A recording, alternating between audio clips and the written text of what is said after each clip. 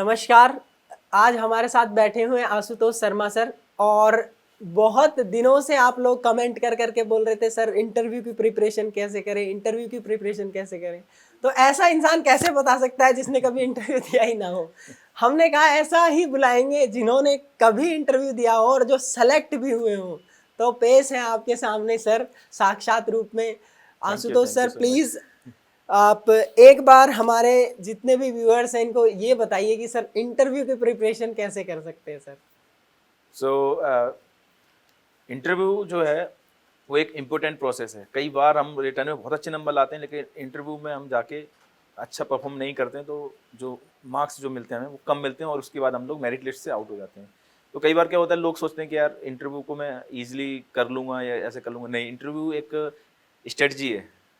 कीवियस interview crack करना एक strategy है, स्ट्रेटेजी। और अगर आप उस स्ट्रेटजी से नहीं जाएंगे तो फिर आपके लिए मुश्किल होगा।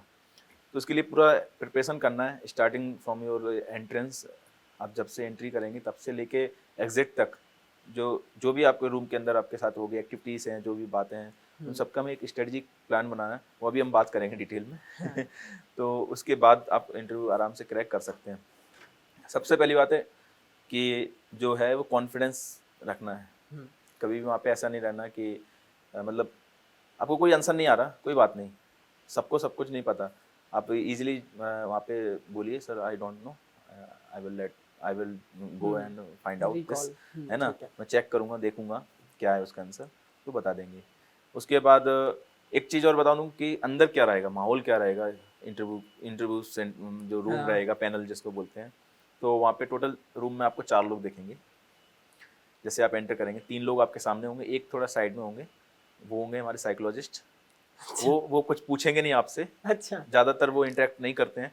वो उनका रहता है कि आपके कॉन्फिडेंस लेवल को चेक करना, आपके हाव भाव को चेक करना, है ना। तो वो आपके ऊपर पूरी नज़र रख रहे होंगे कि यार इसका क्या सा कॉन्फिडेंस है, ये हैंडल कर पाएगा इन सिचुएशंस को, स्ट्रेस क्या है ना। तो एक साइकोलॉजिस्ट रहेंगे, वो साइड में रहेंगे। उसके बाद एक हमारे रहते हैं जो यूनिवर्सिटीज़ के प्रोफेसर्स वगैरह, सब्जेक्ट एक्सपर्ट्स जिनको हम बोलते हैं, वो रहते हैं। एक रहते हैं स्कूल, किसी भी स्कूल के प्रिंसिपल, केवीएस के प्रिंसिपल, जिनको असाइन किया जाता है कि आप इस बोर्ड के चेयरमैन या आप वहाँ पे बैठेंगे। उसके अलावा एक अपने साथ रहेंगे ये फिजिकल एजुकेशन टीचर, जो जैसे मैं हूँ अपने स्कूल में, तो किसी को भी अपॉइंट किया जा सकता है, मुझे भी किया जा सकता है, किसी और को भी अपॉइंट किया जा सकता है, तो वो रहेंगे। तो ऐसे टोटल आपको 4 लोग दिखाई देंगे वहाँ पे। 3 लोग आपसे इंटरेक्ट करेंगे, एक लोग आपको जो साइकोलॉजिस्ट है वो आपको विजुलाइज करेंगे, आपकी कॉन्फिडेंस को विजुलाइज करेंगे, उसके बेसिस पे मार्क्स जो भी है वो देंगे। तो पहले इंटरव्यू प्रोसेस पूरा एक ही था, 60 मार्क्स का। अभी इंटरव्यू प्रोसेस को उन्होंने 2 भागों में डिवाइड कर दिया है, 30 इंटरव्यू और 30 डेमो टीचिंग। तो 30 इंटरव्यू के बारे में बात कर लेते हैं। तो जब आप एंटर करेंगे, उसके बाद वो आपको बोलेंगे यस यू सिट नाउ, तो आप बैठेंगे। उसके बाद देन बैठने के बाद आपसे सीधा एक क्वेश्चन रहता है उनका, इंट्रोड्यूस योरसेल्फ। क्योंकि उनके पास कुछ नहीं है, आपका बायोडाटा है, उसमें कुछ डिटेल्स हैं, है ना। तो उतनी डिटेल्स सफिशेंट नहीं होती उनको कि आपसे ज़्यादा इंटरेक्ट कर पाएँ। उसके बाद वो आपको बोलेंगे प्लीज़ इंट्रोड्यूस योरसेल्फ। आपने जैसे इंट्रोड्यूस योरसेल्फ तो बोला, तो आप अपना हिंदी या इंग्लिश में बोल सकते हैं। प्रेफर करें कि इंग्लिश में बोलें, थोड़ा सा मिक्स करके बोल सकते हैं हाँ, क्या मिक्स सर? करके बोल सकते हैं। उसमें आपके अचीवमेंट्स हैं, तो मैं आपको बता देता हूँ कि इंट्रोडक्शन में क्या क्या रखना है। आप अपना नाम रख सकते हैं, फ्रॉम वेयर यू बिलोंग, आप कहाँ से बिलोंग करते हैं। उसके बाद आपका स्टडीज़ कहाँ से हुआ है, स्कूल स्टडीज़ को ना ज़्यादा ना लें, कॉलेज स्टडीज़ के बारे में, और मास्टर डिग्री वगैरह जो है, नाइट वगैरह आपने जो क्वालिफाई किया, वो हाईएस्ट तक आप जहाँ तक गए हैं वहाँ तक उसका बताना है। देन आपके स्पोर्ट्स अचीवमेंट में आना है कि स्पोर्ट्स अचीवमेंट में आपने क्या क्या किया है, कहाँ कहाँ पार्टिसिपेट किया है, कोई मेडल है, स्पेशल अचीवमेंट है आपका, तो उसको करना, हाईलाइट करना है। देन उसके बाद आपको आना है को करिकुलम एक्टिविटीज़ क्या है, एनसीसी आपने किया है, या आपने स्काउट एंड गाइड में कुछ अचीव किया है, मेडल लिया है। उसके बाद आपने इस जो कल्चर एक्टिविटीज़ होती हैं, इस लिटरेसी सोसाइटी की एक्टिविटीज़ होती हैं कॉलेज की, इन सब की, तो आपने वहाँ पे कुछ किया है क्या। तो ये सब इतना आप बोलते हैं ना, इतना इंट्रोडक्शन, ऐसा इंट्रोडक्शन बनाते हैं इस लाइन में, तो वहीं से बस आपको इम्पैक्ट पता चल जाता है उनकी, भाई ये इस बंदे ने पढ़ाई की है कि नहीं करी है, या खेला है कि नहीं, कुछ खेला कि नहीं, है ना। तो ये आया इतना, इसी में से वो पिक कर लेंगे कि अब इनसे जो क्या क्या आपने पूछना है। जवाब दिया उसी से खींच लेते हैं। बस जैसे ही आपने बोला कि मैं फुटबॉल में नेशनल खेला हूँ, हाँ। सपोज तो ठीक है, जैसे फुटबॉल में बोला तो बस उनको पता चल गया ये फुटबॉल में खेला है तो इसको फुटबॉल के बारे में पता है या स्पेशलाइज्ड है फुटबॉल का।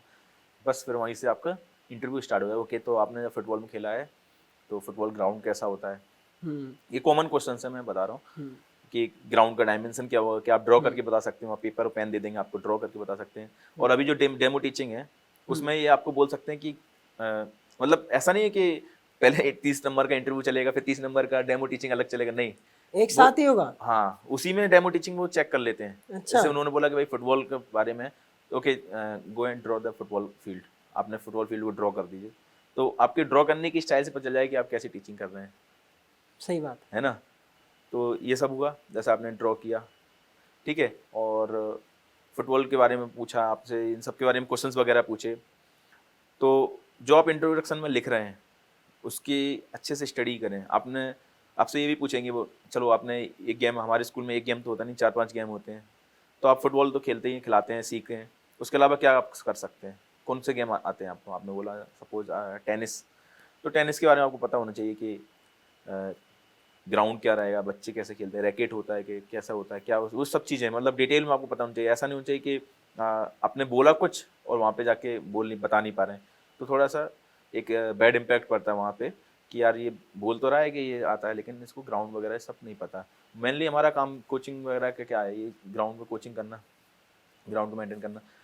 फिर इसी में वो आपसे कुछ आपके बायोडाटा से रिलेटेड कुछ चीज़ें पूछ लेंगे, जैसे आपका होम टाउन के बारे में पूछ लेंगे, है ना, मतलब कुछ आउट ऑफ द, क्या बोलेंगे, आउट ऑफ द कॉन्टेक्स्ट, मतलब कि जो इंटरव्यू है उससे थोड़ा सा बाहर कर, हाँ बाहर के सिचुएशनल सिचुएशन टाइप के, कि जैसे स्कूल में अगर ये होता है तो आप क्या करेंगे, है ना। तो वो आपको चेक कर रहे हैं, वहाँ पे साइकोलॉजिस्ट भी देखता रहता है यार ये इसका क्या आंसर है ना।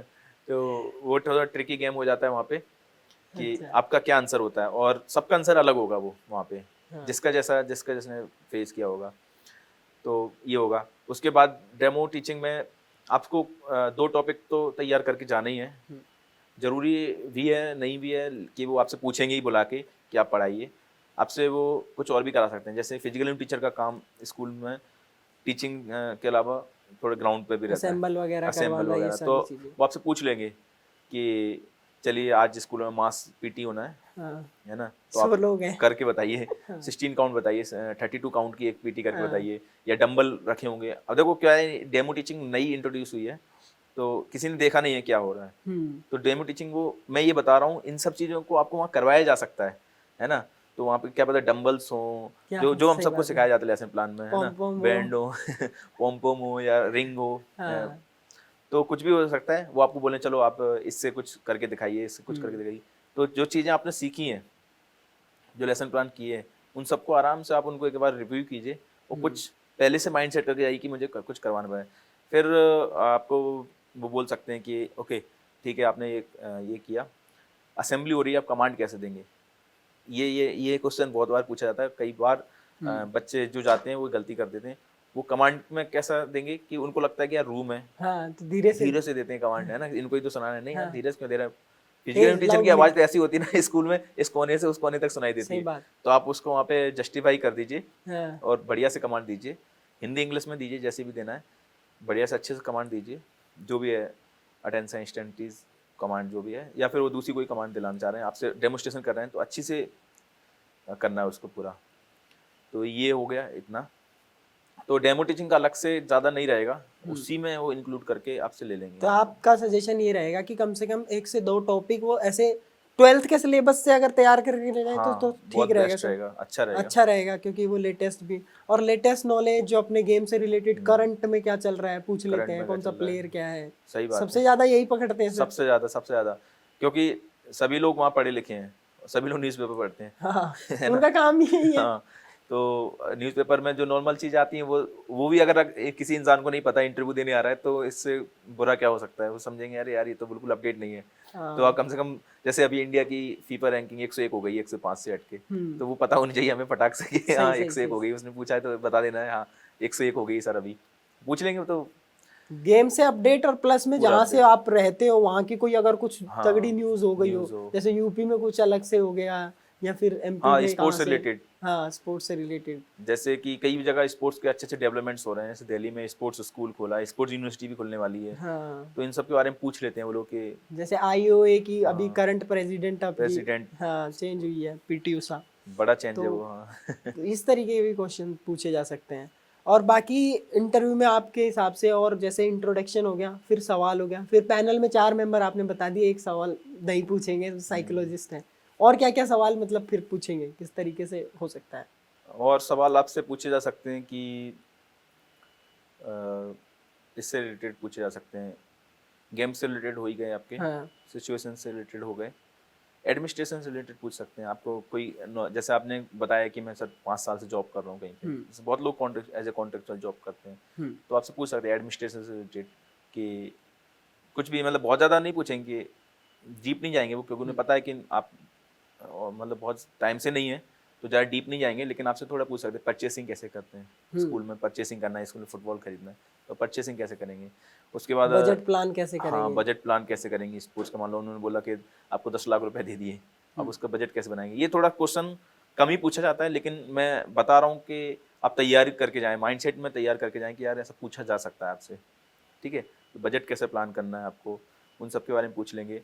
Then team team team schools में जो कैसे लेंगे? टीम्स वगैरह कैसे बनानी है, फुटबॉल मतलब किसी किसी जगह आपको मिल जाएगा, ऐसा ऐसा स्कूल मिल जाएगा ना, केंद्रीय विद्यालय हर जगह है ना, बहुत अच्छी अच्छी सिटीज़ में भी है और बहुत रिमोट लोकेशन में जहाँ पे ज़्यादा ग्राउंड नहीं होंगे, ज़्यादा कुछ नहीं होगा, तो वहाँ पे आपको कैसे डेवलप करोगे आप, वो सब चीज़ बेसिक चीज़ें हैं जो कि आप डेवलप कैसे करेंगे, बच्चों को मोटिवेट कैसे करेंगे स्पोर्ट्स में आने के लिए या फिर ग्राउंड में खेलने के लिए, वो सब चीज़ से रिलेटेड पूछा जा सकता है। तर कई एक बार कई क्वेश्चन पूछे जाते हैं कि सिचुएशनल टाइप क्वेश्चन, कि आप फिजिकल एजुकेशन टीचर हैं और आप मेल हैं और गर्ल्स की टीम लेके जानी है, मान लो आपको नेशनल्स के लिए या फिर और किसी क्लस्टर वगैरह के लिए लेके जानी है, क्लस्टर की टीम जाती है हाँ केवीएस नहीं में, केबीएस में नहीं जाती, क्लस्टर नहीं एनवीएस है, में जाती है। हाँ एनवीएस में क्लस्टर। तो चलो मान लो नेशनल्स के लिए जा रहे हैं, केवीएस नेशनल्स हो रहे हैं, तो उसके लिए मेल टीचर जा रहा है और फीमेल कोई टीचर नहीं है और गर्ल्स की टीम जानी है, तो उस वक्त कैसे सिचुएशन को हैंडल करेंगे, फिर किन चीज़ों का ध्यान रखेंगे? हाँ तो इन सब के लिए पहले से केबीएस एकदम प्रिपेयर है, हम लोग की एक स्पोर्ट्स मोडालिटीज़ है, हाँ। उसमें रूल है कि गर्ल्स की टीम जा रही है तो जो टीचर है, एस्कॉर्ट टीचर है, वो फीमेल ही जाएगी, मतलब लेडी ही जाएगी, तो वो रूल है। हाँ फीमेल जाएगी, अब इसमें ऐसा रूल नहीं है कि सिर्फ स्पोर्ट्स वाले ही जाएंगे, आप किसी भी सब्जेक्ट के भी भेज सकते, दूसरे सब्जेक्ट्स के भी भेज सकते हैं, वो लोग भी जाते हैं, तो फिर आपको एज ए कोच वहाँ पे साथ में जाने के लिए परमिशन मिल जाती है, तो वो सिचुएशन तो ज़्यादातर आती नहीं है। अब जो जॉब करते हैं उनको ये चीज़ पता है बाकी को नहीं पता, वो बाहर फंसा वालों को देते नहीं हैं ना। पता, तो हाँ उनका तो आंसर यही होगा कि सर हम चले जाएंगे देने, कोई दिक्कत नहीं, लेकिन थोड़ा सा ऑकवर्ड होता है, लड़कियों के लिए भी ऑकवर्ड होता है, तो उनके लिए केबीएस ने पहले से बना रखा है रूल्स के, जो गर्ल्स की एस्कॉर्टिंग है वो गर्ल फीमेल टीचर ही करेगी, कोई भी सब्जेक्ट की हो सकती है, वो जाती हैं, आप जाएंगे, आप एज ए कोच साथ में जा सकते हैं, उसकी स्पेशल परमिशन होती है, वो डीसी देते थे। तो सर एक और क्वेश्चन आता है बहुत ज़्यादा कि आप ग्राउंड या फिर मान लो आप किसी भी तरीके से, ग्राउंड कह रहा हूँ कि मतलब ग्राउंड में आप एक्सरसाइज करा रहे हैं, तो एक्सरसाइज के दौरान कोई बेहोश हो जाता है, तो उस वक्त आप किन चीज़ों का ध्यान रखेंगे? तो वहाँ पे वही है, फर्स्ट एड का हमें ध्यान रखना है, और सबसे पहले कॉल करना है, जो नर्स रहती हैं स्कूल में उनको कॉल करना है, बच्चे को कम मतलब उसको छाया बगल जगह में लेके आना है, जो फर्स्ट एड के जो रूल्स हैं उसको करना है, ठीक है, और नर्स है स्कूल में उसको कॉल करके जो भी ग्लूकोज पानी वगैरह उसको देना है, और उसके अलावा आप फिर जो अगर आपको लग रहा है कि सिचुएशन थोड़ा ज़्यादा वर्स्ट है तो फिर उसको एम्बुलेंस वगैरह को कॉल करना, उसको लेके जाना है, ये सब सिचुएशन है। जो एक नॉर्मल लाइफ में हम क्या करते हैं, कई बार क्या होता है ना, सिचुएशन का आंसर लोग ऐसा देते हैं जैसे रजनीकांत होंगे वो है ना, तो वैसा कुछ आंसर नहीं देना कि हम हम उड़ा के ले जाएं, ये करते ही नहीं भाई, आप सिचुएशन, आप नॉर्मल लाइफ में क्या करेंगे, सांप आपके सामने आए क्या करेंगे, भागेंगे, उसके ऊपर नजर रखेंगे और दूर रहेंगे उससे, है ना, तो वैसे ही वहाँ पे कि ग्राउंड में सांप आ गया तो आप क्या करेंगे, सिचुएशन पूछा जा सकता है। हाँ। तो मैं क्या करूंगा भाई, बच्चों को दूर करूंगा और मैं देखूंगा कि भाई उसका मूवमेंट क्या है, उसके बाद कॉल करूंगा एक दो स्टाफ को और को बुलाऊंगा कि भाई इसको बाहर करो, जो ग्राउंड स्टाफ है। अच्छा, इस टाइप के भी क्वेश्चन इसको पूछ लेते हैं कि स्कूल कई कई जगह पे अलग अलग जगह पे है, तो कहीं पे निकल आता है भाई ग्राउंड है, ग्राउंड में तो आ सकते हैं, है ना, तो आप क्या करेंगे, तो तो ऐसे सिचुएशन का वही मैं बोल रहा हूँ कि सबके आंसर अलग होंगे। कुछ लोग बोलेंगे नहीं सर मैं शाम को पकड़ कैसे उठा दूंगा। हाँ। तो वैसा भी नहीं करना है। तो वहाँ पे मतलब हीरो बनने का ट्राई नहीं करना है। वहाँ पे नॉर्मल अपना जो आंसर है, हाँ। जो एक आम आदमी करता है उतना करना है। और कई बार लोग दिखाने के चक्कर में ज़्यादा बता देते हैं, तो फिर वहाँ पे फंस जाते हैं। फिर वो एक इम्पैक्ट अच्छा नहीं जाता, बाकी कुछ नहीं। एक और छोटा सा सवाल सर, जैसे साइकोलॉजिस्ट आपने बोला कि साइड में बैठा रहता है, तो साइकोलॉजिस्ट किन किन चीज़ों को कैच करता है और किन किन चीज़ों से ध्यान देना है कि और किन जवाबों को देने से बचना है कि ताकि और ज़्यादा मतलब फंसा ना जाए?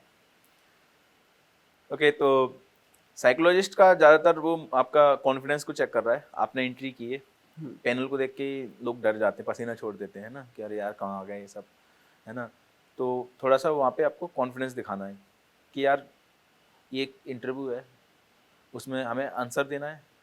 ठीक है, जो आता है उसको बताना, नहीं आता उसके लिए देखेंगे हम, बाद में उसको सीखेंगे। तो वो सब चीज़ें हैं। तो साइकोलॉजिस्ट वहीं से मूवमेंट देख रहा है, आपका आने की स्टाइल देख रहा है, आपके सब कुछ देख रहा है ना, आपके बोलने का तरीका देख रहा है, किस कॉन्फिडेंस के साथ आप बोल रहे हैं उसको देख रहा है। अगर आपको कॉन्फिडेंस नहीं होगा तो आप बोल ही नहीं पाएंगे, सिंपल है ना। आप बार बार लड़खड़ाएंगे ये वो। तो कुछ चीज़ों का प्रैक्टिस आप पहले से करके जाइए, जैसे इंट्रोडक्शन है ना। आपको लगता है कि डर लगेगा, लेकिन आप इंट्रोडक्शन का तैयारी पहले से करके जाइए थोड़ा सा, कि जैसे आप 2 शब्द बोलें तो रिदम आ जाए, तो आप बोल सकें। ठीक है, सिचुएशन क्वेश्चंस में से साइकोलॉजिस्ट देखता रहता है कि इसकी क्या सिचुएशन है, क्या है। तो उधर उसको आप कुछ नहीं कर सकते, सबका डिफरेंट डिफरेंट आंसर होगा। ठीक है, हाँ, कोई भी आंसर है, जो कोई भी क्वेश्चन पूछा गया है, जस्ट होल्ड करो 2 सेकंड के लिए, टाइम लो, उसको समझो क्वेश्चन को। कई बार क्या होता है, क्वेश्चन को समझते नहीं है, आंसर देना स्टार्ट कर देंगे तो उल्टा सीधा कुछ भी बोल देंगे। क्वेश्चन को समझ लो, आराम टाइम लो उसको और दो। और जो भी एक्टिविटी कर रहे हैं, ज़्यादा से ज़्यादा आपका इंटरव्यू मुश्किल से 10 मिनट तक रहता है। 10 मिनट से ज़्यादा टाइम नहीं देख सकते, क्योंकि 300-400 कैंडिडेट्स आते हैं एक एक दिन में। तो और 2 या 3 पैनल रहते हैं, तो लगभग एक पैनल को 100 लोगों का इंटरव्यू लेना है। तो आप 8 से 10 मिनट से ज़्यादा टाइम नहीं रहता है। तो 8 से 10 मिनट में आपको वहाँ पे 100% अपना देना है, बस प्रेजेंट रहना है। चलो, तो ये इतनी सारी बातें इनफ है मेरे हिसाब से सर, एक इंटरव्यूअर के लिए भी, मतलब कि कोई जो देने जा रहा है उसके लिए भी, और बाकी जो अगर कोई लेगा तो उसके लिए भी फ्यूचर में कभी। तो ये बहुत सारी बातें सर ने बताई, और इन्हीं बातों के साथ sir thank you so much once again, धन्यवाद। और अड्डा के साथ जुड़ने के लिए बहुत बहुत धन्यवाद आपका, आपका कीमती समय देने के लिए बहुत बहुत धन्यवाद। चैनल को सब्सक्राइब कर लेना अच्छा लगे तो, और कमेंट करके बता देना किन किन चीज़ों पे और ज़्यादा आपको सवाल है, तो वो नई वीडियो आ जाएगी फिर सर के साथ में गूगल मीट से। ओके, बिल्कुल धन्यवाद बिल्कुल, sir. Thank you so much.